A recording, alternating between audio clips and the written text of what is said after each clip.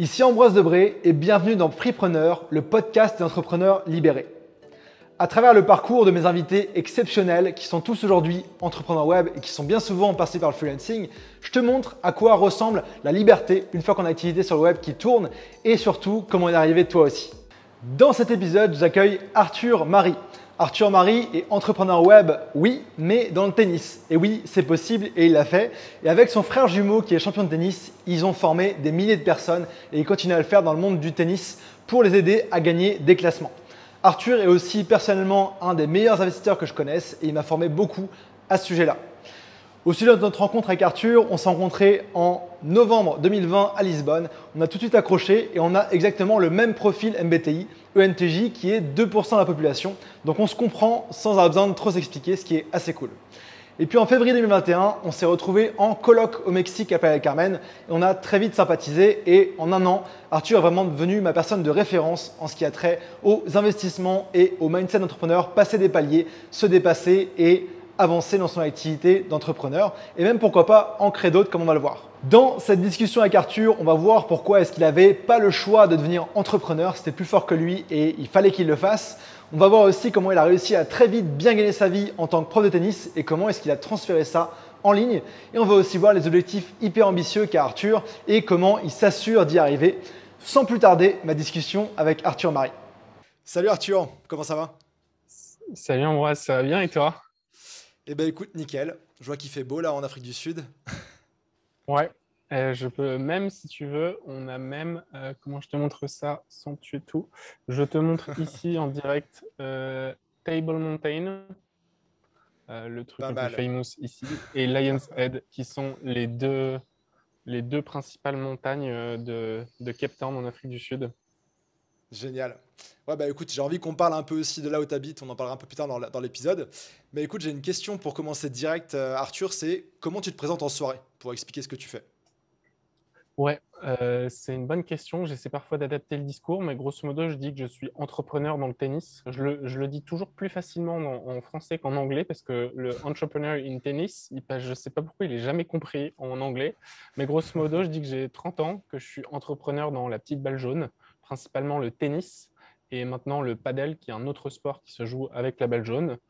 Et je dis que j'ai deux activités liées au tennis. Une activité qui est physique avec un club de tennis à Paris que je gère à distance et une activité qui est plus full online avec un système de masterclass autour du tennis qui permet aux gens d'apprendre le tennis avec des joueurs professionnels. Très cool. Et pourquoi est-ce que tu penses qu'en anglais ils comprennent pas? C'est que ça leur paraît trop déconnecté de faire du business en ligne avec du tennis ou c'est Ouais, alors déjà, il y a un premier truc, c'est que la première question avant de dire ce que je fais dans la vie, c'est mon prénom. Et je ne sais pas pourquoi mon prénom ne passe jamais en anglais. Quand je dis My name is Arthur, il n'y a personne qui comprend. Depuis 2, 3 ans que je voyage vraiment à plein temps, j'ai compris maintenant qu'il faut que je dise mon prénom en allemand. Donc je dis Arthur, et Arthur, tout le monde comprend. Euh, donc il y a ce premier blocage des gens. Et du coup, le entrepreneur de tennis, je pense que je suis aussi dans une dynamique où j'ai l'impression qu'ils vont rien comprendre à ce que je dis. Euh, mais ouais, et effectivement, la deuxième barrière, c'est que les gens me disent toujours, en fait, de manière très facile pour me faire comprendre, je dis je suis coach de tennis ou je dis j'aide les gens à apprendre le tennis. Et là, en fait, les gens, ils sont bloqués parce qu'ils croient que du coup, je donne des cours à Cape Town, par Ouais. exemple, alors que je leur dis que je ne donne pas de cours de tennis. Et effectivement, c'est le fait de dire et tennis que tout le monde passe être un truc physique, Hmm. alors que je bosse derrière un ordinateur toute la journée, quoi. Très cool. Bah, justement, j'ai des questions par rapport à ça pour plus tard. Là, j'aimerais qu'on rentre dans une partie en fait pour que les gens apprennent à te connaître un peu plus, où on va revisiter quelques points de ton parcours que je considère marquants. Je te connais un petit peu aussi d'avant. Et ça, c'est une question que je pose à tout le monde pour commencer un peu cet exercice. C'est à 18 ans, tu étais où? Tu faisais quoi? Tu rêvais de quoi? Ouais, à 18 ans, je pense que je venais de ne pas avoir mon bac à lauréat. Et j'ai décidé à ce moment-là totalement par défaut que en fait, je voulais pas faire d'études et que il fallait que je commence à gagner de l'argent. Et pour moi, le moyen le plus facile de gagner de l'argent, c'était commencer à donner des cours de tennis parce que j'avais un niveau au tennis. Pour ceux qui connaissent les classements français, j'étais au classement de 2,6. Et en fait, c'était un niveau qui me permettait évidemment de donner des cours de tennis. Et j'avais pas envie de faire d'études à ce moment-là. Et donc, j'ai commencé à donner des cours de tennis à 18 ans. Et dans la même année, je suis donc parti de Normandie où je suis né pour aller à Paris, parce que j'étais tombé amoureux d'une fille qui m'a demandé de la rejoindre à Paris. Et donc à ce moment, j'ai découvert, un, à Paris, et deux, commencer à donner des cours de tennis et gagner de l'argent, en fait, de gagner de l'argent de ma passion qui était le tennis. Mhm. Et est-ce que tu te souviens, c'était quoi le tarif de ton premier cours de tennis et puis après l'évolution en termes de tarifs? Ouais, premier cours de tennis que j'ai donné. Alors, le premier cours, je l'ai même donné gratuitement. J'en ai donné pas mal gratuitement au tout début, mais la première fois que j'ai été payé pour un cours de tennis, c'était 30 euros de l'heure.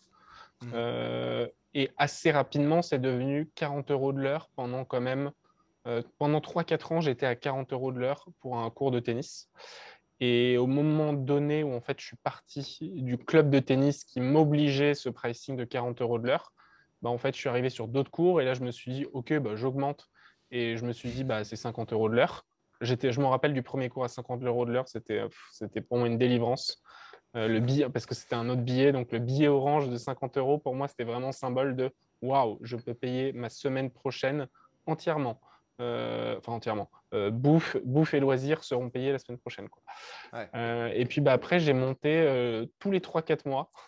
Je montais de gap de 10 euros en 10 euros et montais jusqu'à 150 euros de l'heure euh, pour des cours, du coup, premium, entre guillemets, à Paris pendant 1 heure, destiné à une cible plutôt worker parisien qui finit le travail à 19-20 heures et qui a envie de se prendre un cours de tennis le soir et qui a en fait rien envie de gérer sauf rendez-vous à telle heure, à tel endroit.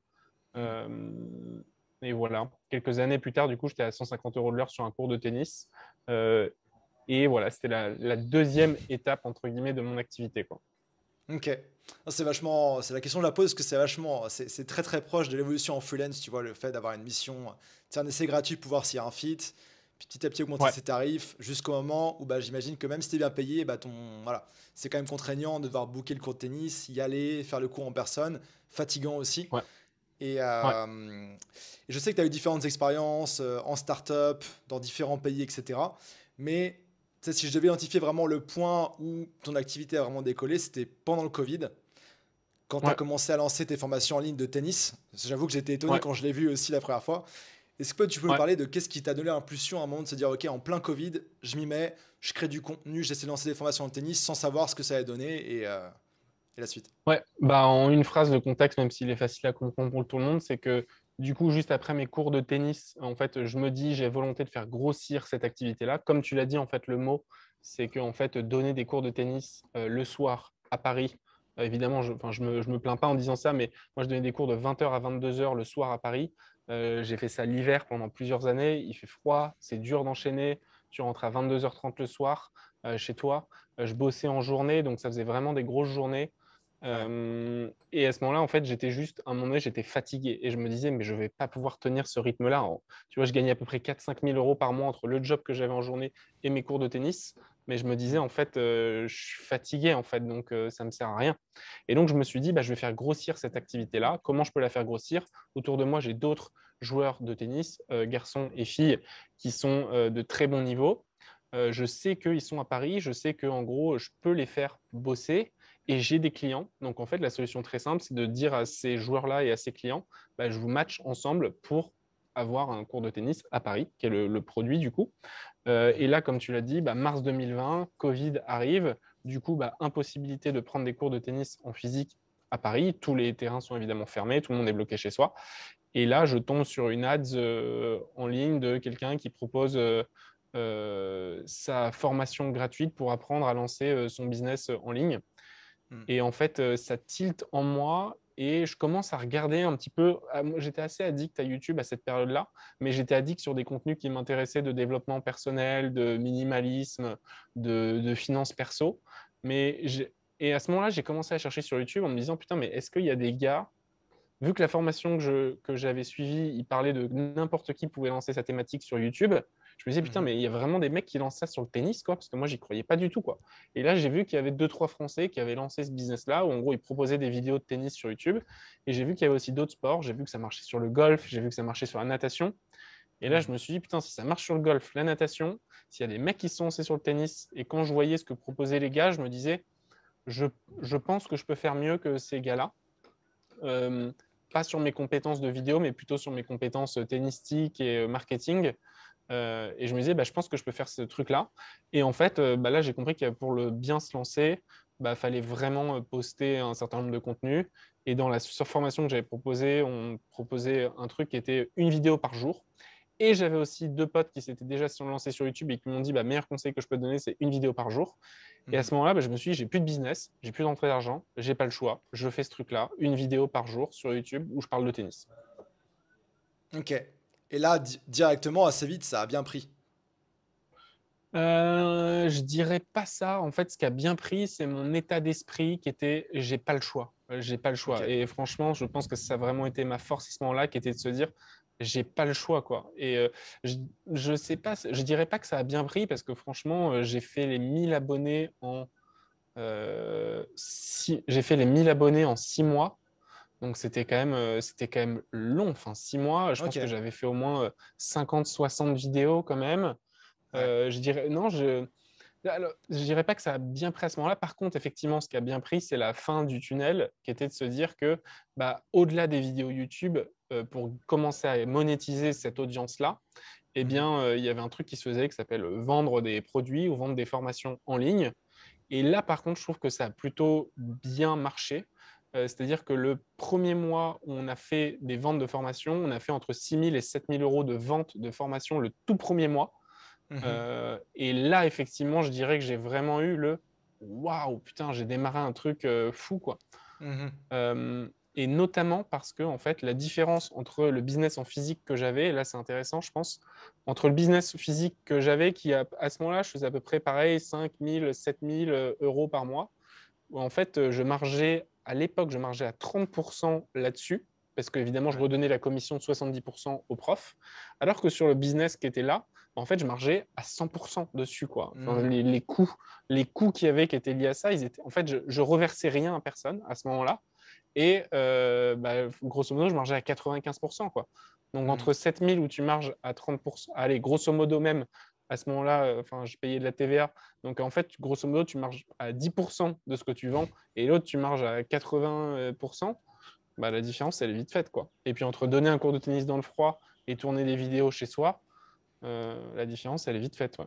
Ouais, c'est clair. C'est marrant, du coup, la question, comme j'ai posé, comme tu as répondu, parce que pour moi, c'était un truc, ça avait démarré direct, tu vois. Et c'est ce qu'on voit souvent de l'extérieur, tu vois. Mais derrière ça, il y a des années de Ouais, business essayé, raté, relancé, etc. Donc, ouais. hmm.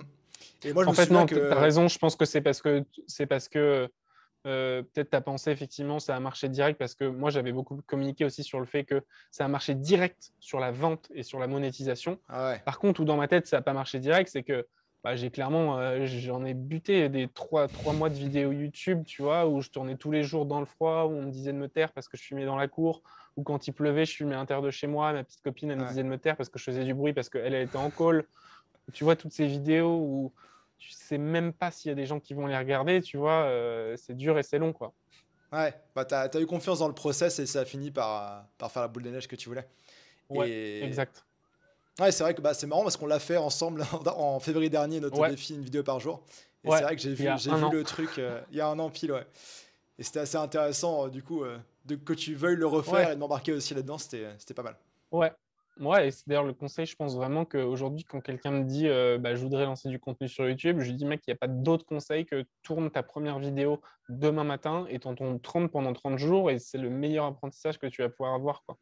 Ouais, bah d'ailleurs, vidéo ou autre, je pense, tu vois, podcast, quelqu'un Ouais, qui veut se lancer de zéro podcast, ouais, là-dedans, c'est ouais, là où totalement. t'apprends, t'as du feedback, t'es dans ce momentum aussi qui te pousse. Ouais, Si tu l'annonces, t'as tous les yeux sur toi parce que les gens voient que tu fais un truc un peu hors du commun.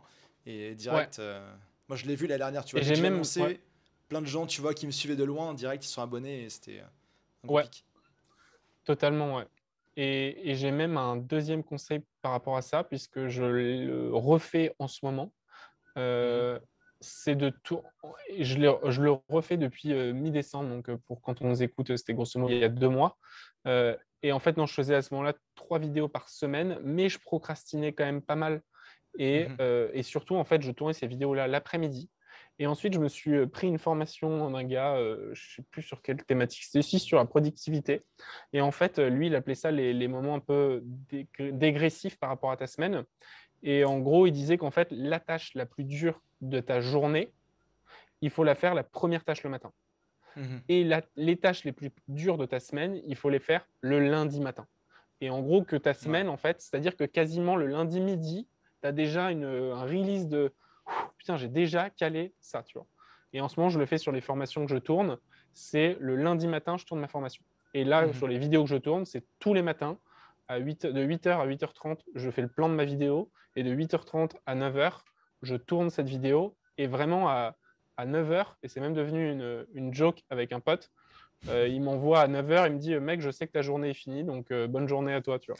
Et effectivement, genre, quand tu sens que la plus grosse tâche, elle est faite dès le matin et que tu n'as Ouais. pas le choix que de commencer par ça, bah, franchement, après, ça te met cool sur ta journée. Alors que si tu te dis, OK, je le fais cet après-midi et que tu finis toujours par repousser le truc, franchement, tu as toujours ce putain, il faut que je tourne la vidéo, il faut que je tourne mon podcast. Ouais, Et c'est pesant. tu sais pas ce qui peut arriver dans la journée, une mauvaise nouvelle, un truc comme ça, ou je sais pas, un coup de Ouais, fatigue, et après, c'est foutu.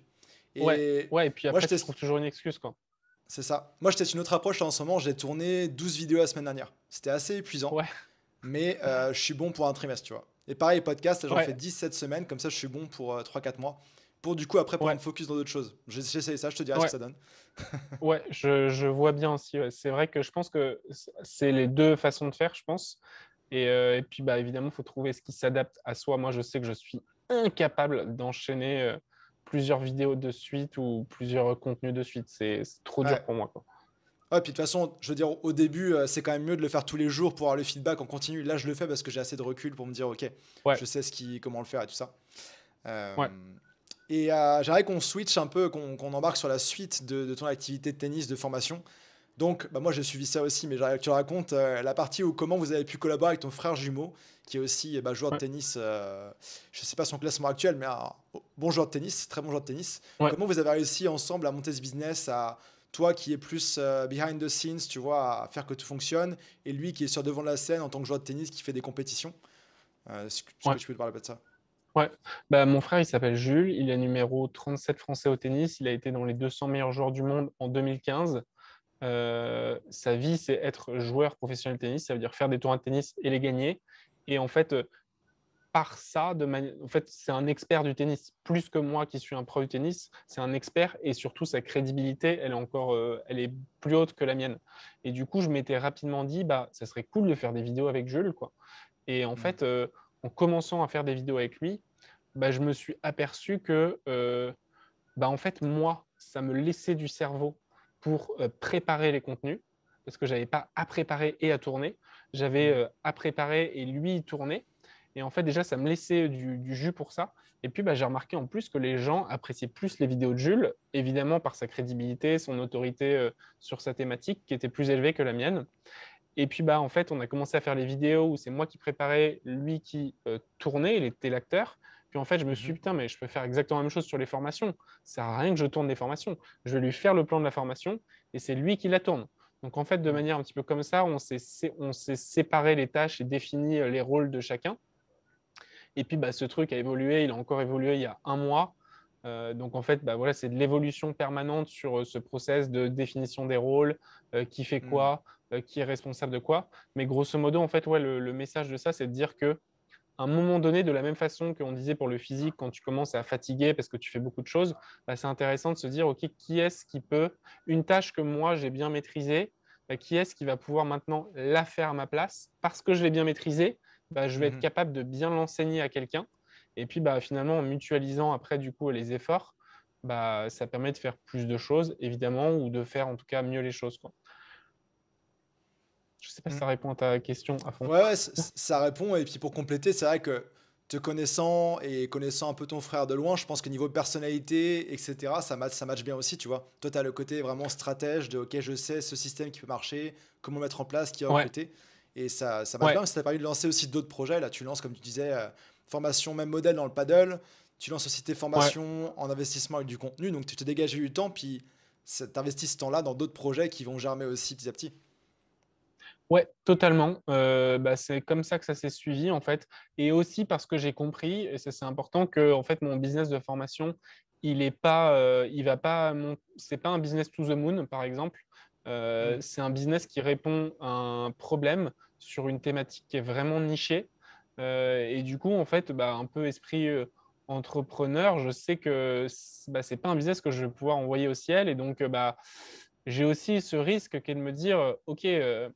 J'ai envie de faire plus gros, j'ai envie de plus, j'ai Hmm. envie de scaler mon business de manière générale.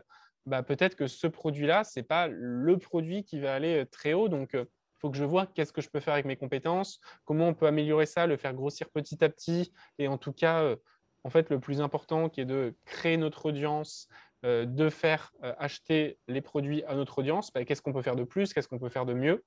Hmm. Et moi aussi, avec ce que je ressens, est-ce que je peux peut-être faire d'autres choses? Et à un moment donné, je me suis dit, ok, je maîtrise plutôt bien ce business-là. Euh, je maîtrise plutôt bien aussi ma relation avec des joueurs professionnels. Il y a un sport qui est en plein essor dans le monde entier qui s'appelle le padel. Pas le paddle sur l'eau, DEL, mais le padel et comme hispanique. Donc le Hmm. padel, qui est un sport qui se joue avec des raquettes, un peu comme le tennis, raquettes et balles de tennis, qui est vraiment en plein essor dans le monde entier. Et j'ai cherché un joueur en me disant, je vais faire le même business qu'avec Jules de formation, mais avec un joueur de padel. Et donc là, on a créé une chaîne YouTube ensemble qui vient de passer les 500 abonnés. Ça prend beaucoup de temps parce que je me suis dit, putain, j'ai envie de faire encore plus gros, et on va le faire en anglais plutôt que de le faire en français. Mhm. Et on va construire la plus grosse communauté de padel au monde. Après 6 mois, en fait, là, on a pris une décision la semaine dernière qui est de reswitcher en français parce que Hmm. on le sent pas trop tous les deux en anglais. Lui, il est un petit peu gêné à parler en anglais. Au final, il se sent pas, évidemment pas autant à l'aise qu'en français. Du coup, comme d'hab, c'est de l'évolution, des petits ajustements. Et en tout cas, ouais, c'est un petit peu l'évolution de ce côté-là. Et effectivement, le deuxième sujet, je me suis dit, à ce moment-là, parce que le padel, ça fonctionnait pas très bien du fait qu'on soit en anglais, je me suis dit, ok, j'ai un petit peu peur. Ça fait des mois, des années que j'aide des personnes avec mon expertise, certaines expertises de développement personnel, productivité, certaines expertises de finances perso. Euh, Mhm. et, et notamment parce que l'année dernière, il y a eu évidemment en 2021 une explosion des crypto-monnaies, que j'ai aidé pas mal de personnes à ce sujet-là, qu'on m'avait dit lance ton truc. Et en fait, je m'étais dit surtout, il faut que j'arrête de donner des conseils gratuitement, parce que en fait, ça n'aide pas toujours les gens que ça soit gratuit. C'est souvent mieux quand c'est payant parce que les gens s'investissent plus, et aussi parce que je peux toucher beaucoup plus de personnes, et aussi parce que à force de répéter la même chose à des personnes pour, par exemple, développer ces finances perso via les crypto-monnaies, si tout simplement je tournais une série de vidéos d'1 heure où je montre exactement comment faire, et j'ai Hmm. juste, si je veux l'offrir ou si je veux la faire payer, j'ai juste à envoyer un lien à la personne, et en gros, j'économise des heures de temps plutôt que de Ouais, répéter, de faire le service amical client et tout ça. C'est plus simple d'envoyer une série de vidéos qui va répondre à toutes les questions d'avance, quoi. c'est clair. Ah, c'est aussi ça le but des formations en ligne. Moi, je sais que c'est comme Ouais, ça que j'ai créé Prêt et Contenu. Tu vas me poser toujours des questions sur comment tu fais tes événements à Montréal, etc. Comment tu remplis tes salles. J'ai produit un article de ouais, 8000 mots que j'envoyais, et puis après, ça a lancé d'autres choses. Euh, et donc, bah ouais. et donc aujourd'hui, tu as tous ces différents projets. Donc, cours de tennis, formation de tennis, paddle, crypto. Je crois qu'en YouTube, vous avez passé 30 000 abonnés sur le tennis, c'est ça? Ouais, J'ai 30 vu 000 ça. abonnés, objectif 100 000 abonnés d'ici la fin de l'année. Solide. Tennis, on a lancé Instagram, depuis le début février, on s'est dit, OK, on veut péter le game aussi sur Instagram et TikTok. Et donc là, on va passer les 11 000 abonnés sur l'Insta de Jules. Pareil, Hmm. objectif 100 000 abonnés d'ici la fin de l'année. Et TikTok, on s'est donné un objectif très ambitieux. Là, on a fait 0 à 600 abonnés depuis début février, mais on se donne l'objectif 200 000 abonnés d'ici la fin de l'année. Et je découvre là le monde de TikTok dans lequel je suis un peu au taquet en ce moment. Et c'est Ok. vraiment, vraiment un sacré monde, quoi. Donc, ouais, des bons objectifs de création, des objectifs ambitieux de création de contenu. Mais donc, effectivement, ça fait beaucoup de choses, ouais. Ouais. Bah, ce que je voulais montrer par rapport à ça, c'est que tu as plein d'activités et que bon, tout prend son temps, sa forme, mais ça va plutôt bien. Ouais, Ma question d'après, c'est si demain, tu vois, genre, je sais pas, le tennis et le paddle et l'investissement, je sais pas, est interdit ou c'est tu mort. perds tous tes Ouais. trucs, voilà. Qu'est-ce que tu fais là aujourd'hui pour repartir vu que tu as déjà fait plusieurs fois? Euh, C'est une méga bonne question. Putain, si j'ai plus ça, j'ai quand même plus grand-chose, quoi. Bah, Non, franchement, je commence à méditer un petit peu. Sois plus gentil avec moi parce que là, franchement, si tout meurt, je sais pas ce que je peux faire, quoi. On va dire, voilà, t'as pu, on t'enlève tes Je mange des business, tacos. tes compétences, et tu dois repartir quelque chose. Ok, bah franchement, je repartirais sur du coaching, quoi, de manière très simple. Je Ouais. repartirais sur, ouais, bah, je repartirais sur du coaching. Je repartirais tout simplement en essayant d'interviewer des personnes autour de moi. Je sais pas, je me mettrais dans un bar où j'irais faire du sport ou du yoga et je dirais aux gens, ok, Mm. qu'est-ce que vous aimez dans la vie, qu'est-ce que vous voulez faire. En fait, je repartirais juste d'interroger les gens sur ce qu'ils aiment et ce qu'ils veulent apprendre, et je vois comment je peux les aider. Et puis après, ça repartira certainement en coaching ou en création de contenu. Mais Mhm. repartir de ce que les gens aiment, au final, c'est toujours ce que j'ai fait. Ouais. Moi, j'aimais le tennis, donc j'aimais le tennis. Il y avait des gens qui aimaient le tennis. Bon, bah, j'ai proposé du tennis, le paddle pareil, l'argent pareil. Donc repartir de ce que les gens aiment et de ce qu'on aime nous, je pense que c'est toujours un bon moyen de, enfin, c'est le meilleur moyen, en fait, je pense, pour durer, pas Mm. pour faire un gros coup, quoi. Moi, je crois pas du tout au gros coup de 3 mois, 6 mois, un an. Je supporte pas Ouais. les gens qui me disent, tiens, je vais me faire un super truc là, mais qui savent que dans 3 mois, ça va plus marcher. Euh, moi, je pense que on le voit à travers, enfin, quand on entend parler des Jeff Bezos, des Elon Musk, des Steve Jobs, c'est des mecs qui étaient passionnés par ce qui, mince, Bill Gates, c'est des gars qui sont passionnés par ce qu'ils font et c'est ce qui font qu'ils ont eu des carrières longues. C'est qu'en fait, si tu veux durer et faire quelque chose qui t'anime, bah, faut faire ce que t'aimes. Donc en fait, si t'aimes des choses, il y a aussi des gens qui aiment ces choses-là. Et si tu arrives à Mhm. trouver le truc qui se met au milieu de ça, bah, tu vas durer sur le temps, quoi. Mhm. Ah bah écoute, c'est ce que je pensais que tu aurais répondu, donc tout va bien. Et justement, justement, tu as vu que tu as commencé par des cours de tennis qui est un service, tu vois. Donc la première étape où les gens ont des compétences pour les offrir à des personnes. Qu'est-ce qui a fait, tu penses, que tu as réussi à direct à trouver des clients, à facturer de plus en plus cher? Est-ce qu'il y avait des bonnes pratiques que tu avais trouvées ou des façons de trouver des clients qui étaient un peu différentes? Ouais. Bah, pour moi, j'étais quand même dans un milieu hyper.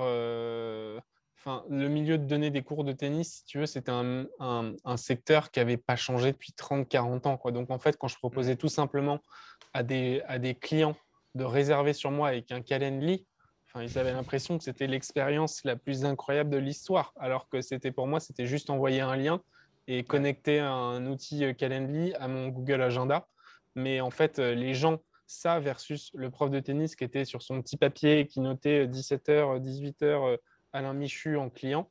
Euh, en fait, je me suis juste dit, bah, à simplifier l'expérience des gens, bah, ils vont vouloir travailler avec moi, quoi. Donc, Mhm. simplifier l'expérience des gens au maximum. Et puis, bah, après, ouais, franchement, en vrai, je pense que c'est ce qui a fait vraiment la différence pour moi. C'était que c'était facile pour les gens de réserver avec moi et surtout pour trouver des nouveaux clients. Bah, en fait, j'étais le seul prof de tennis qui était partout sur les réseaux, Ouais. sur des plateformes, des espèces de marketplace pour trouver des profs. Il y en a une qui est hyper connue en France, mais elle est pas mal connue dans le monde aussi maintenant. Ça s'appelle Superprof. J'étais le Mhm. numéro un sur Superprof quand tu tapais tennis Paris. C'est comme ça que j'avais mes clients. Après, Ok. je l'ai envoyé vers mon Calendly. Et en fait, bah, c'est ce qui faisait la diff, quoi. Les gens, ils pouvaient me trouver sur Internet. Ils n'avaient pas besoin de se déplacer dans un club de tennis et dire, bah, je voudrais un prof de tennis. Tu vois, ils pouvaient rester chez eux ou dans le métro et trouver leur prof de tennis instantanément, quoi. Mhm. Ah, puis tu facilitais tout aussi sur le lieu, etc. C'est toi qui gérais. Et aujourd'hui Ouais, encore. donc faciliter l'expérience au maximum pour les clients, ça aide les clients à rebooker. Parce qu'en plus, encore une fois, dans ce truc de durée, ce que tu veux, c'est pas un client qui paie cher une fois. Ce que tu veux, Hmm. c'est tes 10, 20 clients qui paient cher toutes les semaines. Ouais. Puis des nouveaux qui arrivent en continu et tout ce qui arrive. Exact. Yes. Exact, ouais. J'ai pas mal de sujets dont je veux qu'on parle, Arthur, et par la suite, je t'en ai parlé un petit peu avant, et un des sujets, c'est la partie voyage, parce que c'est important pour moi Ouais, et ce que je fais aussi.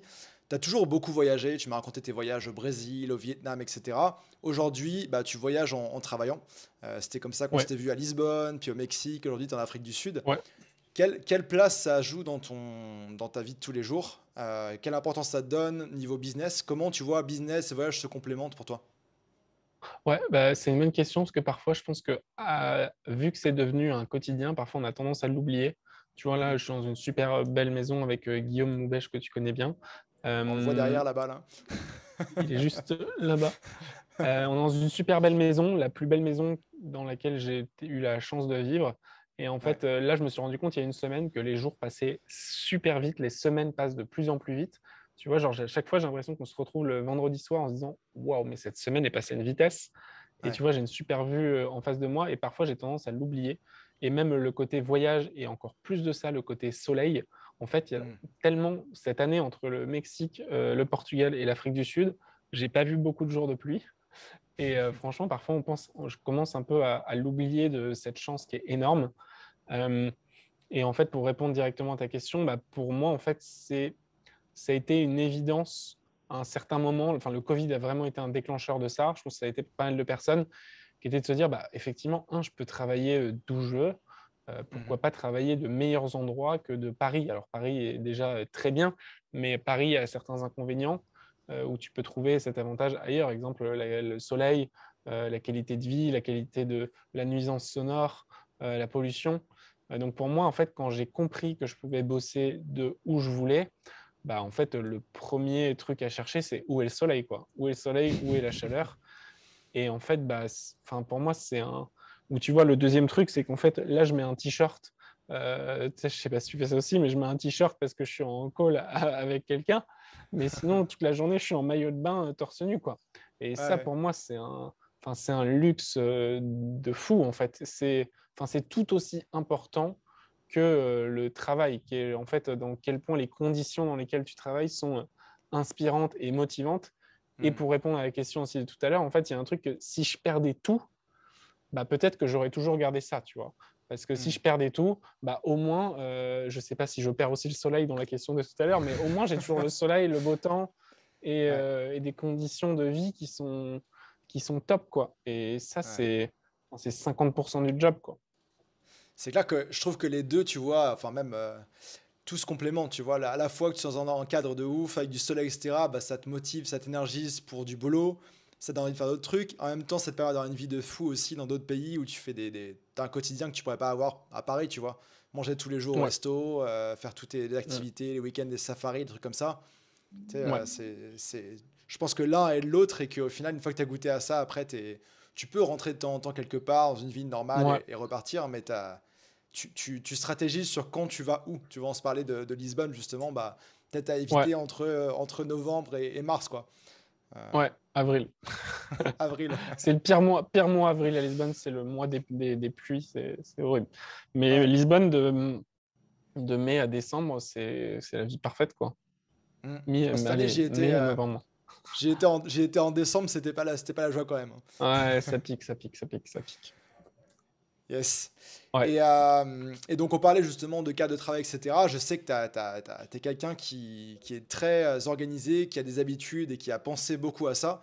Aujourd'hui, c'est quoi tes habitudes, ta routine du matin, ta journée de boulot, à quoi elle ressemble, comment tu te Ouais. détends, tout ce qui va avec. Bah, ma semaine ressemble à un peu comme j'ai dit tout à l'heure. En fait, les plus grosses tâches arrivent le plus tôt possible dans la semaine. Et par Mhm, rapport aux journées, les plus grosses tâches arrivent le matin en première tâche. Avant ça, bah, j'ai une morning routine.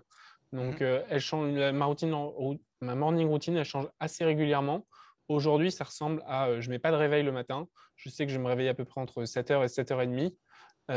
Ensuite, je vais faire mon journaling. Donc, j'écris une page. Ça doit faire 2 ans que je fais ça tous les matins.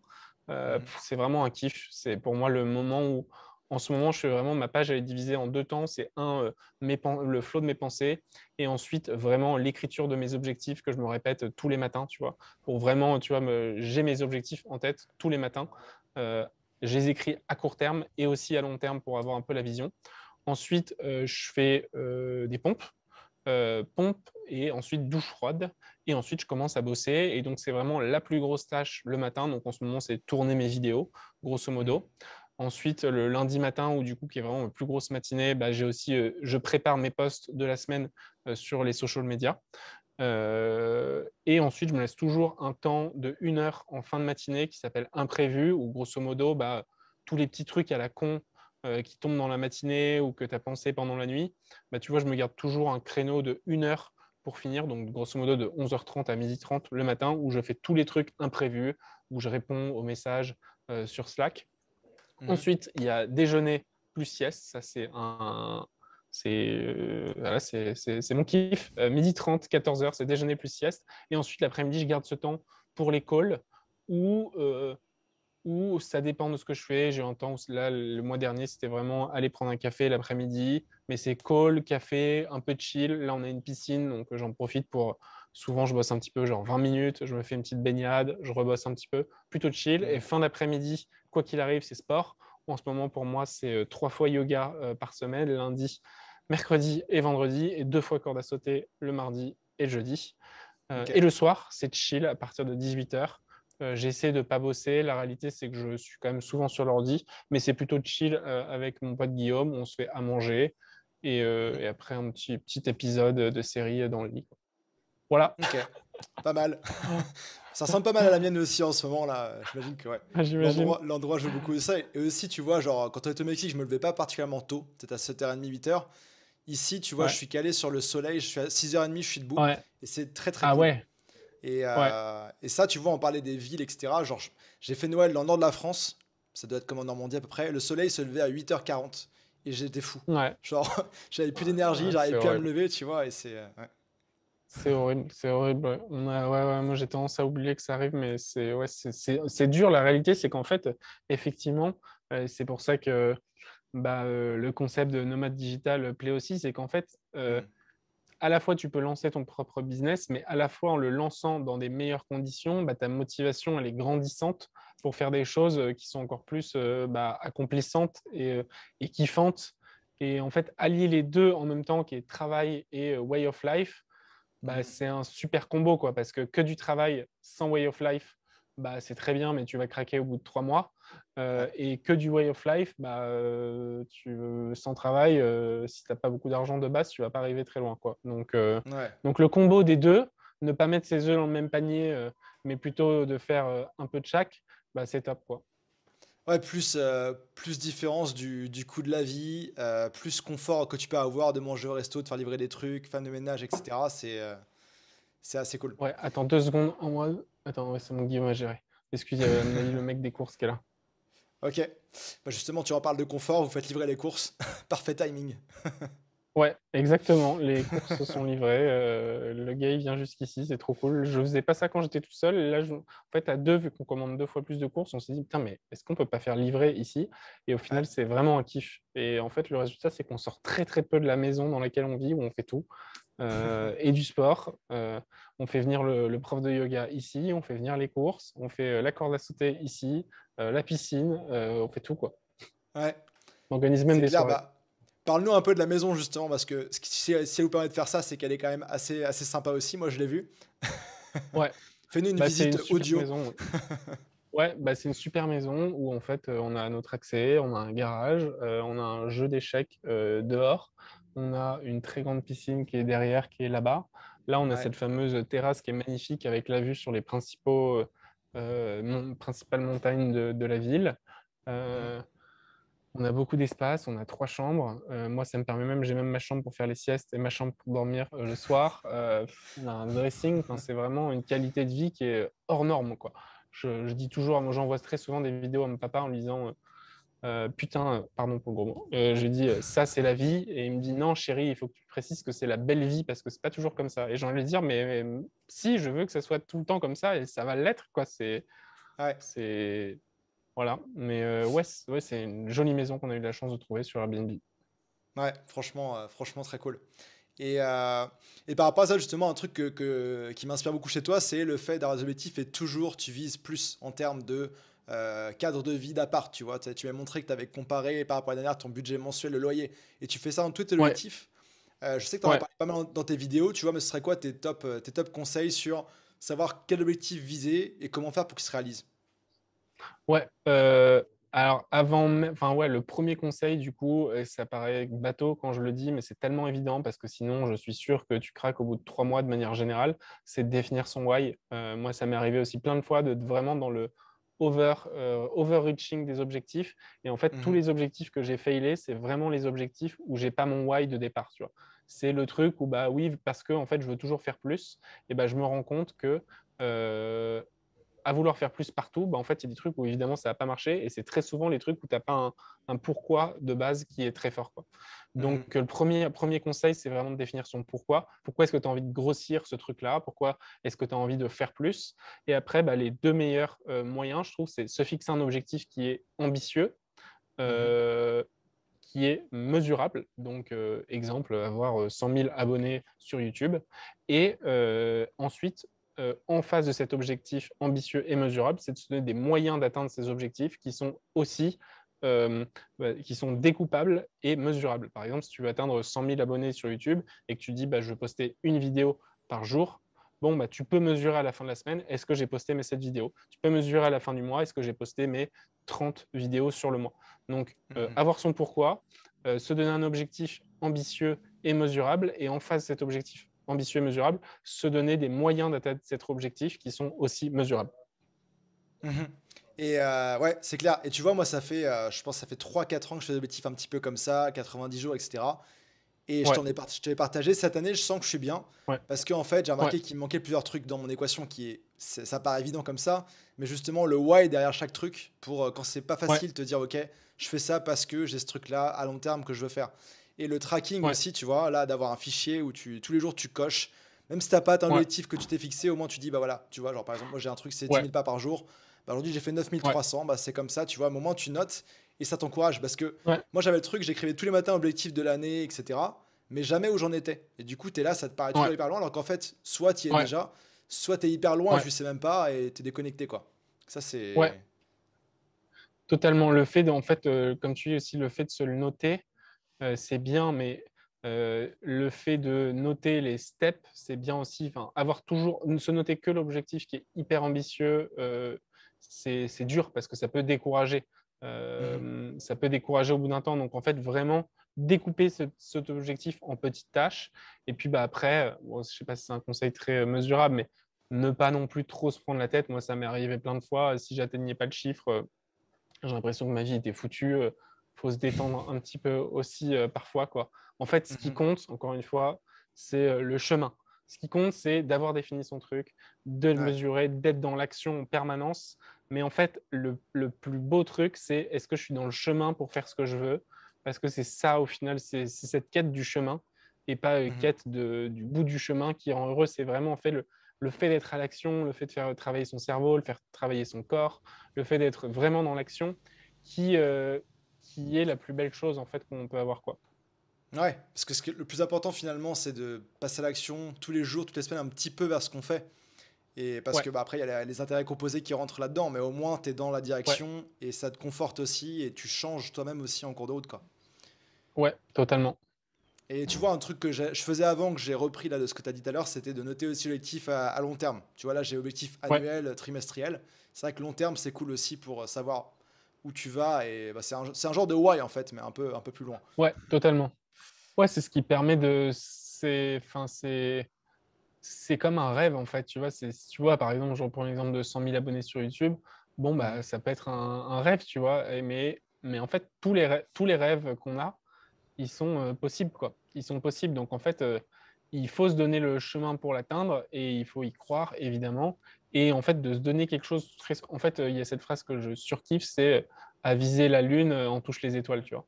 Mhm. Et vraiment, j'y crois tellement, en fait, parce que tu te dis, OK, mais si j'arrive pas à ce truc-là, mais parce que c'était méga ambitieux, mais en fait, si je me trouve juste au pas d'en dessous, bah, ça veut dire que Ouais, le pas d'après, je pourrais atteindre la lune, quoi.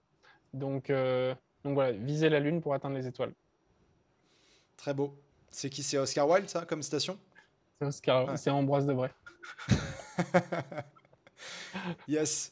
Et Arthur, j'aimerais qu'on parle un peu d'argent, parce que je sais que c'est un sujet, toi, je Ouais, t'ai demandé ta mission de vie, tu m'as dit qui fait richesse, et je sais que ça te correspond pas mal. Là ouais. maintenant, tu as ta chaîne YouTube où tu parles beaucoup d'investissement, de crypto, et je sais que toi, tu es là-dedans depuis longtemps. Comment tu vois ça? Comment tu considères ce sujet? Et c'est quoi tes objectifs dans ce domaine-là? Ouais, bah, argent pour moi, c'est le meilleur moyen de faire ce qu'on aime dans la vie. Il n'y a pas de débat. Si tu veux faire les trucs qui te font kiffer dans la vie, il faut des sous. Et les sous, c'est le meilleur moyen de mesurer si tu es capable de faire ce que tu aimes le plus, que ce soit avoir une jolie maison ou faire de la randonnée en montagne ou faire du kitesurf, du surf. T'as besoin d'économie, d'argent pour pouvoir faire ce que tu aimes.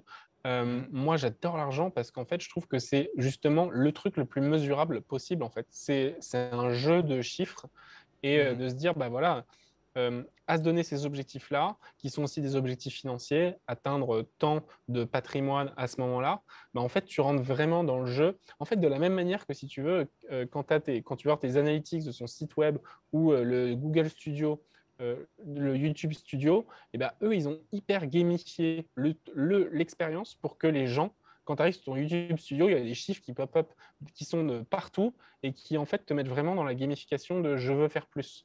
Bah, en fait, Mhm. j'essaie de faire ça aussi avec l'argent pour me mettre dans cette dynamique de je veux plus. Je pense qu'il y a aussi effectivement des travers par rapport à ça. Mais moi, aujourd'hui, je suis dans le stade où, pour l'instant, à faire plus et à vouloir plus, ça me permet d'améliorer ma qualité de vie et de mois en mois ou d'année en année, je vois ma qualité de vie améliorer. Et à ce stade, pour l'instant, j'ai pas vu d'inconvénient à vouloir améliorer ce truc-là. Le seul truc que je vois, c'est que ça sert à rien de vouloir aller trop vite parce que on va se brûler les ailes. Faut être patient. Mais effectivement, Mhm. le fait de mesurer ça et encore une fois de revenir à ton pourquoi, donner un objectif et d'atteindre des moyens pour faire ça, bah moi, ça me motive tous les matins, tu vois. Et le truc que tu pourrais avoir de le matin, vouloir rester au lit, être un peu dans le mal, pas trop savoir quoi faire et tout, bah, moi, je ne l'ai Mhm. pas parce que justement, j'ai cet objectif lointain qui pop-up le matin et qui me drive, qui est mon driver pour aller achieve ça, quoi. Mhm. Et ça, toi, tu le vois, bon, il y a la partie business, activité, etc. Et toi, tu as la partie aussi perso, investissement et long terme qui sont séparés mais aussi reliés. Comment Ouais. l'un alimente l'autre, comment l'un motive l'autre dans tes projets? Ouais, bah en fait, ils le font un petit peu naturellement parce que ma personne est finalement, enfin, maintenant, c'est même plus vraiment c'est un business autour de ma personne en fait. Donc, si tu veux, les deux Hmm. sont totalement mixés. Et en fait, les deux s'aident parce que, par exemple, je te donne un exemple. L'année dernière, quand on était en colloque ensemble, mon business de tennis, il était complètement down. Mais à ce Hmm. moment-là, les cryptos, qui était mon deuxième moyen de gagner de l'argent, étaient complètement up. Et du coup, en Ouais. fait, c'est un petit peu l'expression de ne pas mettre ses œufs dans le même panier, ou c'est cette notion en finance ou même en développement qui est de diversifier son activité, diversifier ses revenus. De la même façon que d'ailleurs, je me disais, tu vois, peut-être que le tennis, à un moment donné, ça marchera moins. Peut-être que c'est le paddle qui aura explosé le tennis. Et du coup, en fait, à diversifier mon activité, euh, je minimise mes risques Mhm. et en exploitant la richesse des finances personnelles, je minimise le risque que si mon business un jour est down, j'ai toujours quelque chose. Ou à l'inverse, si là on part dans 4 ans où je sais pas, l'or tombe, les cryptos tombent, la bourse tombe, je sais que je peux bosser tous les jours et je sais que je suis capable de vivre grâce au business que j'ai créé. Donc c'est un peu ce truc de pas Mhm. mettre tous ses œufs dans un même panier, quoi. Ouais. Et bah c'est une activité aussi bon, qui peut prendre peu de temps si tu sais bien le faire. Toi, aujourd'hui, Ouais, c'est quoi toi, tu commences depuis récemment à former là-dessus. Tu m'as pas mal renseigné aussi là sur ce sujet il y a un an et maintenant ouais, je gère mes trucs. Mais c'est ouais. quoi tes principaux conseils là-dessus pour quelqu'un qui se lance ou qui est déjà lancé pour avoir ce projet-là en parallèle? Parce que entrepreneur ou pas, tu pourrais aussi dans le truc de OK, je veux gagner, je sais pas, 5 000 € par mois pour vivre et c'est tout. Mais du coup, Ouais, il faut ouais, que tu aies ce truc-là qui tombe tous les mois, toute ta vie, sinon ça marche pas. Comment tu vois ça en ouais, parallèle et tes conseils là-dessus? ouais. Attends, je suis pas sûr que j'ai méga réussi à comprendre la question. Dans Vas-y, tu la partie peux me la refaire? ouais, la partie investissement, tu vois, comment tu gères ça en assez peu de Ouais, temps tous ok. les mois en sachant que ça se développe en Ok. parallèle du reste, quoi. Parce qu'on va se dire, Ouais, tu je passes pense pas que tes journées sur de l'investissement. C'est à côté non, et voilà. non, effectivement. En fait, je pense qu'encore une fois, c'est le truc de faire son pourquoi et de se dire après, comment est-ce que je vais atteindre mon objectif. Moi, comment je vais atteindre mon objectif financier? C'est pas en passant et des heures par jour à trader. Je veux vraiment, en Mhm. fait, automatiser un maximum mes finances perso. pour qu'elles me prennent le moins de temps possible et que, effectivement, peut-être que si je tradais 10 heures par jour, je gagnerais plus d'argent. Mais non, parce qu'en fait, je préfère faire des choses que j'aime plus. Donc, en fait, Mhm. bah, je pense que pour répondre à ta question, le premier truc à faire, c'est de savoir ses forces, ses faiblesses, et deux, ensuite, d'apprendre par rapport à ses forces, ses faiblesses sur quel est le meilleur moyen de faire. Moi, en apprenant sur mes forces et mes faiblesses, je sais que je suis quelqu'un, ma force, c'est que je suis quelqu'un de consistant, résilient. Ma faiblesse, c'est que je suis quelqu'un de beaucoup trop impatient. Donc, en fait, si je suis impatient, si je passe toute la journée sur des courbes de trading, des courbes Mhm. d'activité financière, je vais faire n'importe quoi, en fait, parce que je vais vouloir gagner à la fin de journée parce que je suis impatient. Alors que je sais que si j'écarte cette notion de gagner-perdre et que je la rends vraiment automatique par des chiffres et des règles par rapport à ça, alors Mhm. mon côté impatient ne va pas trop rentrer en jeu. Quoique, ça peut quand même arriver, ça m'est un petit peu arrivé récemment, donc j'essaie de faire attention. En tout cas, je renote cette faiblesse-là.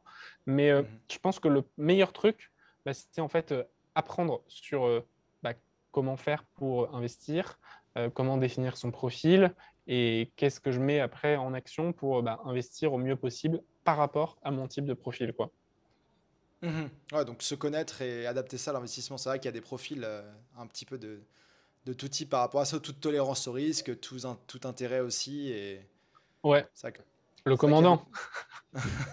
Ouais, ouais, c'est clair. Mais il y a beaucoup de gens, ils pensent que voilà, investir, c'est aller acheter des actions individuelles et suivre ça tous les jours et vendre. Et un jour, t'es riche, un jour, t'es Ouais, pauvre.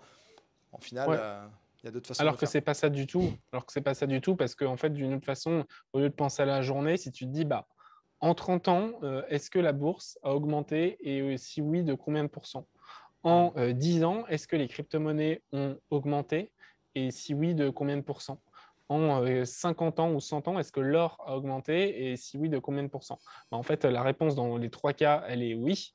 Et la réponse dans les trois cas, les pourcentages de rendement dessus sont hyper intéressants. Donc en fait, si tu dis, OK, pour moi, en fait, ce qui me convient, c'est de ne pas faire des trucs court-termistes, mais plutôt long-termistes, et que ces Mhm. investissements-là ont toujours rapporté à long terme des plus-values, alors ce truc me correspond, quoi. Mhm. Ouais, exact. Et justement, ça soulève un autre point, c'est que tu te formes beaucoup sur plein de sujets, comme tout bon formateur aussi. Tu lis des livres, tu te formes auprès de personnes directement sur différents sujets. C'est quoi tes top inspirations pro, perso, que tu suis, chez qui tu te formes, chez qui tu t'es formé? Tu vois, tu parles de tes citations, pour avoir le bon état d'esprit dans tous ces domaines-là. Ouais, en fait, aujourd'hui, il y a tellement, tellement de formateurs que je pense qu'il en convient forcément un pour quelqu'un. Moi, je sais qu'au début, j'étais très fan de Antoine BM. Mhm, Euh, J'étais fan de Tony Robbins pour la partie croire en ses rêves, se fixer des objectifs hyper ambitieux, que tu peux les réussir. Je suis aussi mhm, fan de... ça m'arrive pas souvent, mais ça m'arrive de temps en temps. Tu vois, l'année dernière, on était ensemble au Mexique. Je suis fan d'être avec des gens pour apprendre. Là, je suis avec Guillaume. Je me rends compte que c'est aussi une super source d'inspiration. Et en fait, mhm, être avec, de manière générale, discuter avec des entrepreneurs, c'est quelque chose qui te motive et qui te forme de manière générale. Après, aujourd'hui, on vit quand même dans un monde où on peut aller sur YouTube et voir des vidéos où il y a Elon Musk qui parle, ou voir des vidéos où il y a Steve Jobs qui parlait, ou voir des mhm. vidéos où il y a Bill Gates qui donne des conseils et ses meilleurs livres. Donc, en fait, les ressources aujourd'hui pour apprendre, mais elles n'ont jamais été aussi incroyable. Enfin, genre, Ouais. il y a 400 ans, tu n'avais pas les conseils de Napoléon pour une vie de succès, quoi. Alors Mhm, qu'aujourd'hui, là, je me rappelle cet été, j'ai écouté un podcast qui retraçait pendant 2 heures, je crois, toute la vie de Napoléon. Et enfin, on a une chance de pouvoir avoir ça. C'est juste, ça c'est clair. permet à la fois de se former et d'être meilleur, quoi. Donc, il faut utiliser ces ressources-là. Et puis, en fait, en consommant aussi du contenu, tu vas forcément kiffer des podcasts plus que d'autres, qui fait des vidéos YouTube, des YouTubeurs plus que d'autres. Et c'est eux qui vont t'inspirer dans le fait d'aller plus loin, quoi. Mhm. Ah, c'est hyper intéressant le côté genre inspirateur. Bah, tu vois, Napoléon, il est pas là déjà, il est mort et on peut pas le rencontrer. Ouais, Elon Musk, bon, ouais, c'est peut-être jouable, mais pas évident d'avoir ces ouais, inspirations qui sont des penseurs qui partagent, etc., mais aussi de l'appliquer dans ta vie de ouais, tous les jours, tu vois. Là, tu es en coloc avec ouais, Guillaume, on était au Mexique, et je trouve que être nomade, c'est ça aussi, tu vois, c'est un peu comme un mastermind permanent. Tu vois, moi, je suis ouais, dans un resort, là, en Thaïlande, sur la plage, on est une quinzaine d'entrepreneurs freelance nomades super ouais, mindset et tous les jours, chaque discussion, chaque café, chaque resto et tout, bah, tu as de nouvelles idées, tu vois comment d'autres font, ils donnent des conseils, tu fais des collabs. Et ça, c'est hyper, Ouais. hyper intéressant aussi. Tu n'aurais pas ça au fin fond peut-être que tu aurais, je sais pas, possible, mais tu vois, tu n'aurais peut-être pas eu ça à Caen si tu étais resté et que tu travailles depuis ton appart, tu vois. Ouais, clair, clair. Donc ouais, enfin apprendre des autres, apprendre des meilleurs. Et ouais, enfin franchement, aujourd'hui, on a tous plein de personnes autour de nous qui sont meilleures sur des thématiques. En fait, il faut discuter avec ces personnes-là. Il faut aussi savoir que en fait, on va des personnes qui peuvent nous inspirer sur certaines choses et pas sur d'autres Mm. choses. Donc c'est important aussi de filtrer. Moi, j'ai eu un temps où en fait, très souvent, en fait, quand je discutais avec des potes et que je voulais leur partager mon business, par exemple, et ben, vu qu'eux, ils n'étaient pas entrepreneurs, et ben, en fait, à chaque fois, je remarquais que ça me démotivait, que ça me Mm. mettait toute la misère du monde sur le dos. Alors qu'en fait, c'est des potes sur qui, je ne sais pas si on avait plutôt parlé d'amour, de rencontres, et ben, on aurait passé un meilleur temps. Donc, en fait, c'est hyper important aussi de savoir que bah, tu vas Mm. avoir des potes ou des connaissances qui vont pouvoir te pousser vers le haut sur certaines thématiques et d'autres thématiques où, en fait, ça ne sert à rien d'aborder avec eux. Je ne sais pas, par exemple, je sais pas, peut-être que notre maman, notre papa, il va être bon pour nous pousser sur, je sais pas, les relations d'amour, mais peut-être qu'il ne faut pas leur parler de crypto-monnaie, par exemple. Donc il faut choisir les thématiques avec les personnes qui vont te pousser vers le haut en fonction de ce que tu veux apprendre, quoi. Ouais, carrément. Et justement, tu fais une parfaite ouverture pour une de mes questions finales, c'est aujourd'hui, qu'est-ce que tes parents, comment tes parents décriraient ce que tu fais? Ouais, mon père, il dit tout le temps en ce moment, oh bah mon fils, c'est l'homme le plus riche du monde, il fait ce qu'il veut dans la vie, il est au soleil tout le temps, je comprends pas trop ce qu'il fait, je sais juste qu'il aide les gens à apprendre le tennis. Ouais. Euh, ouais, mon père, il aime me décrire comme l'homme le plus heureux du monde parce que bah, je fais ce que je veux et aussi parce que nos parents, bah, c'était moins facile, entre guillemets, de faire ce qu'ils voulaient que nous. Nous, on a la chance d'avoir Internet qui permet vraiment de toucher le monde entier, de pouvoir communiquer et de travailler avec le monde entier. Eux, ils n'avaient pas ça. Donc, en fait, pour eux, c'est une forme de richesse et de liberté qui est exceptionnelle. Donc, moi, mon père me décrit comme l'homme le plus heureux et riche du monde, quoi. Ça va pas mal. Très cool. Et ta mère, elle a une définition différente ou? Ma mère, je sais pas trop. Ma mère, je crois elle comprend pas tout à ce qui se passe. Donc ouais, je sais pas ce qu'elle dirait. Elle dirait, bon, du moment qu'il est content, ça va. Ouais, Voilà elle ce sait qu'elle que ça dirait. va, quoi. Ouais. Très cool. Eh ben écoute Arthur, est-ce que tu as un dernier message, blague, citation à partager avec les gens qui ont écouté jusqu'ici au bout du podcast, sur un message de motivation Ouais, message de motivation, mais c'est un peu le sujet d'avant. C'est il faut pas avoir peur de faire ce qu'on aime dans la vie. Il faut pas avoir peur parce que c'est notre passion, de croire que ça peut pas être quelque chose qui nous fait vivre. Aujourd'hui, on a la chance que nos passions peuvent nous faire vivre et peuvent nous faire vivre longtemps. Moi, ma passion, c'est le tennis. Toi, ta passion, c'est le voyage et tu arrives à voyager et travailler. Moi, j'arrive à travailler dans le tennis et voyager. Donc, en fait, il ne faut pas avoir peur de se dire, Hmm. OK, j'ai une passion et je peux vivre de cette passion. Je comprends que pour beaucoup de personnes, ça peut être un peu syndrome de l'imposteur parce que, un, on fait ce qu'on aime et deux, on vit de ce qu'on aime. Mais en fait, il ne faut pas avoir peur de ça. Et en plus, la chance qu'on a, c'est qu'aujourd'hui, c'est l'avenir de pouvoir vivre de notre passion. Et encore une fois, moi, quand j'écoute Jeff Bezos parler et que Jeff Bezos, il dit trouvez ce qui vous passionne le plus dans la vie et faites-le Hmm. à 100%. Bah, en fait, voilà quoi. Je trouve qu'il ne faut pas avoir peur de se lancer dans ce qu'on aime le plus. Faut y aller. Ben écoute, merci Arthur sur ces belles paroles. Avec Et plaisir. merci pour tes conseils. Je mettrai tes liens dans la description en dessous. Donc les gens pourront te retrouver à la fois sur YouTube pour tes conseils d'investissement et de tennis, tout ce qui va avec. Avec plaisir. Merci beaucoup, Ambroise. C'était super cool de discuter avec toi. Yes. Merci d'avoir été là jusqu'à la fin de ma discussion avec Arthur Marie. J'ai adoré, comme toujours, discuter avec lui et te partager à travers cet épisode son mindset de feu. Les 3 clés que je te recommande de retenir cette interview, c'est qu'en freelance, peu importe tes compétences, tu peux les offrir en service, comme Arthur l'a fait avec le tennis. Et on l'a vu que choisir sa cible et la préciser lui a permis d'augmenter ses tarifs et donc ses revenus. En termes de business, on a vu qu'être entrepreneur en ligne, c'est concrètement mettre en place des systèmes et les optimiser en continu, tester des choses, voir ce qui marche pas. Et on optimise concrètement l'audience qu'on a, le trafic, conversion et l'offre. On a vu aussi au niveau voyage et nomadisme que pour Arthur comme pour moi, voyage et entrepreneuriat se nourrissent l'un l'autre. Ça nous permet de grossir et d'avoir une vie plus confortable et d'avoir une meilleure vie tout simplement. Pour retrouver Arthur en ligne, je t'invite à le trouver sur Instagram, mais aussi sur sa chaîne YouTube Arthur Marie. Pour retrouver toutes les infos, notes et ressources des épisodes de Freepreneur, je t'invite à aller sur mon site web sur l'adresse ambroisedebré.com/podcast. Tu peux retrouver le lien ci-dessous aussi.